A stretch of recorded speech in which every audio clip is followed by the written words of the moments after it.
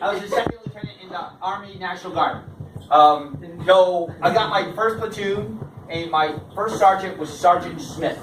Okay, Sergeant Smith. He was a unique guy who did lots of bad things, but he was a unique guy.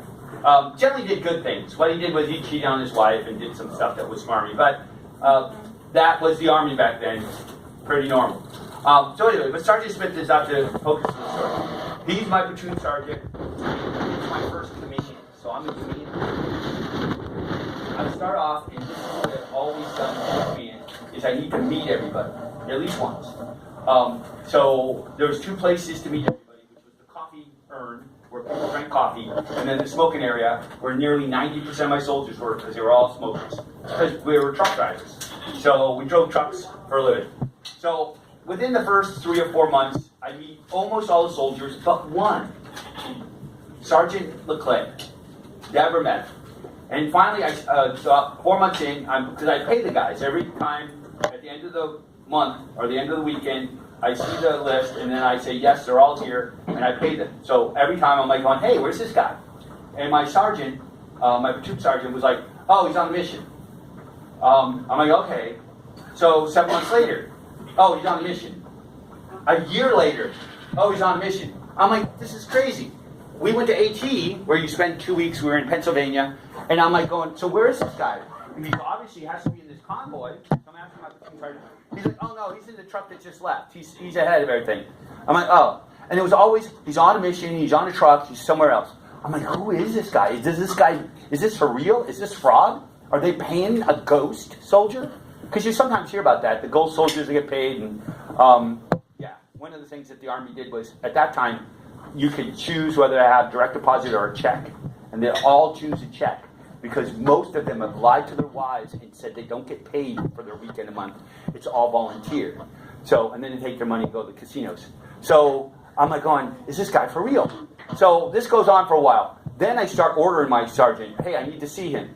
Oh, he's on a mission. I'm like, this is starting to get me testy. And about the time I was ready to like blow a gasket, my platoon sergeant says, oh, he's retiring next month. You'll meet him then. And I'm like, I've been here nearly, 14, 15 months. And since he's retiring, I'm going to see him next month. They're like, yeah. I'm like, why can't I see him this month? No. You'll see him next month in retirement. I'm like, okay. So Sunday rolls around. I don't even see him on Saturday. So he's here on Saturday. Sunday rolls around. And I meet him for the first time. Now, okay, I'm a little portly in my old age. This guy was about 50 or 60, but this guy was literally like a little under 5 feet tall and about 5 feet wide. All right? So I thought, okay, he's overweight. That's why he kept him away. And then when I walk up to him, I say, hey, Sergeant Leclerc. He goes, yeah. He goes, I've been trying to talk to you, but they keep me away from you. I'm like, that's funny. And I'm talking to him, and he has no teeth. So he's overweight with no teeth. And I'm like, oh. I'm like, hey, so you're retiring? He goes, yeah. How long you been in? He goes, I've been in off and on for like 30, 40 years. I'm like, whoa, okay. So what do you do? And he goes, oh, I work at the dump. Number 2 plastics. Wave of the future. I'm like, huh? Number 2 plastics wave. And I was like, all confused. I'm like, I don't understand number 2 plastic. He goes, you know milk jugs? Milk jugs. $20 a ton. Number 2 plastics. I'm like, number 2 plastic, $20 a ton, milk jugs. I'm like, yeah. I'm like, trying to figure out what he's trying to tell me. I'm like, oh, so recycling. He goes, yeah, number 2 plastics, $20 a ton, wave of the future. That's where all the money's at. I'm like, $20 a ton doesn't sound like much. He goes, oh. He goes, we could do it. And I'm like, oh, okay. So we had a lot of conversation about number 2 plastic and working at the dump.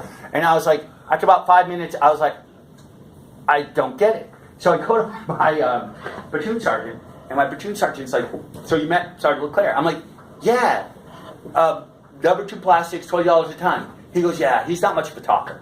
And I'm like, well, no, he's a really big talker. He goes, yeah, but he only knows a limited amount of stuff. And I'm like going, okay, so why do you keep him away from me? I could see he's overweight, and he doesn't, like, that right there, you probably remove him, and he's not tremendously, like, smart, but why do you keep him away from me?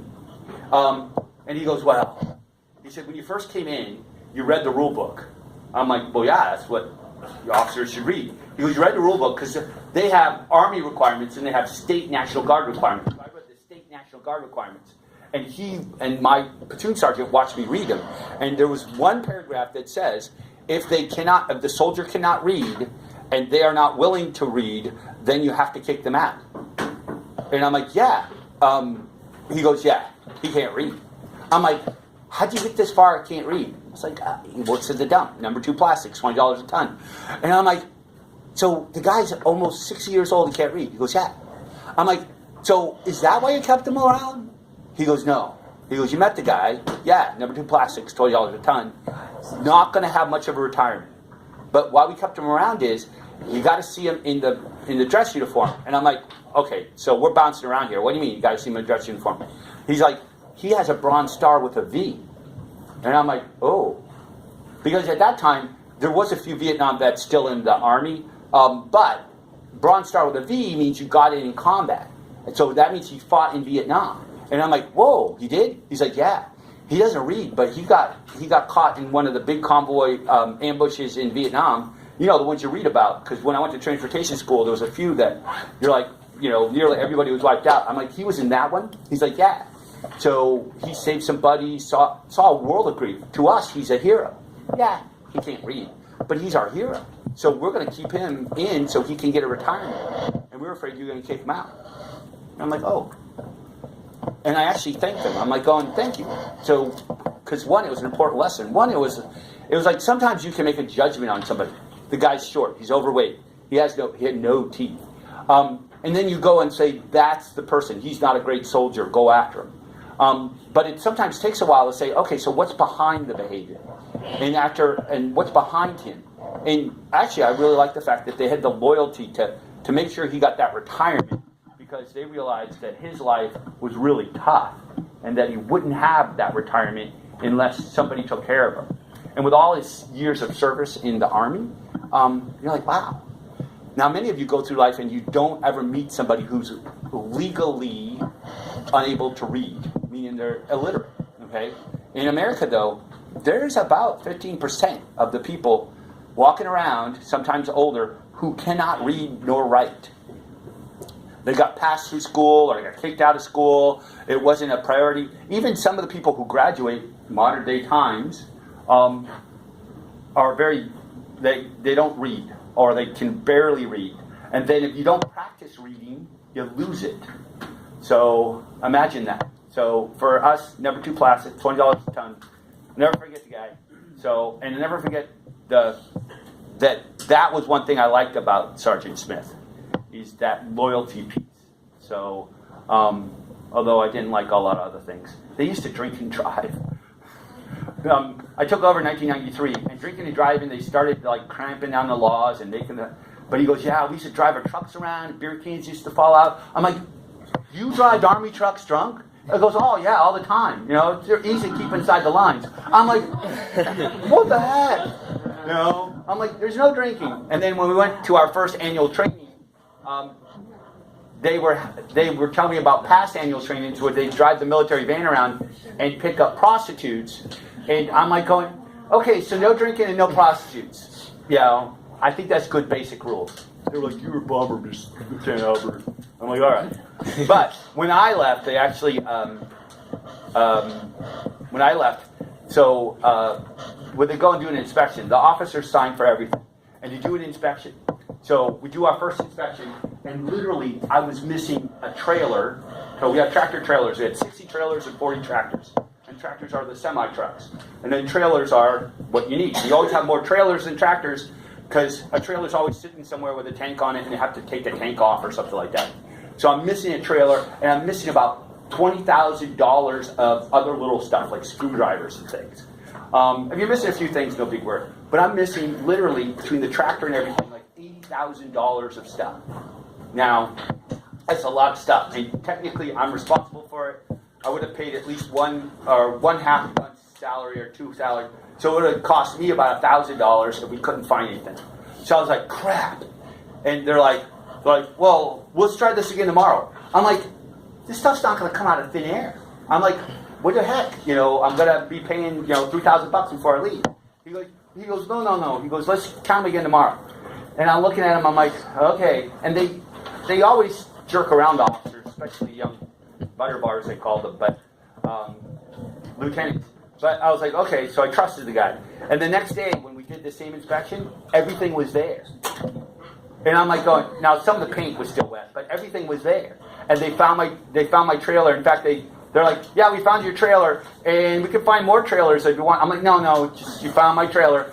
And he goes, just don't ask where everything was. And I'm like going, I'm like, hey, I really appreciate this, but why'd you do it?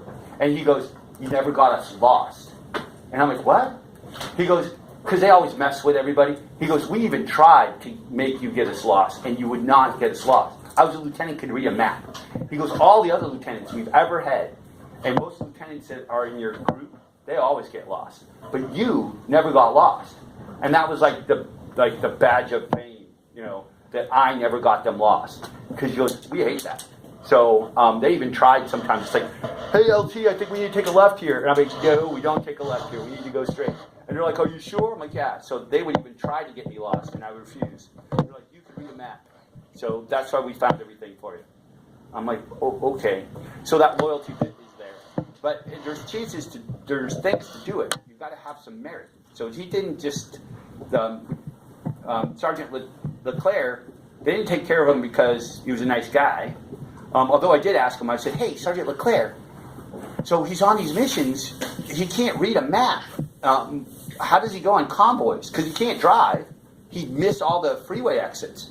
So, because he doesn't know he couldn't drive out of state. And they're like, oh, he's a talker. And we just put him with a sergeant that doesn't mind somebody who keep him awake. He'd just go for 24 hours to talk about number 2 plastics. So he'd keep the guy awake. So we got a few sergeants that could put up with that. Because it's not much of a conversation when all you talk about is the dump.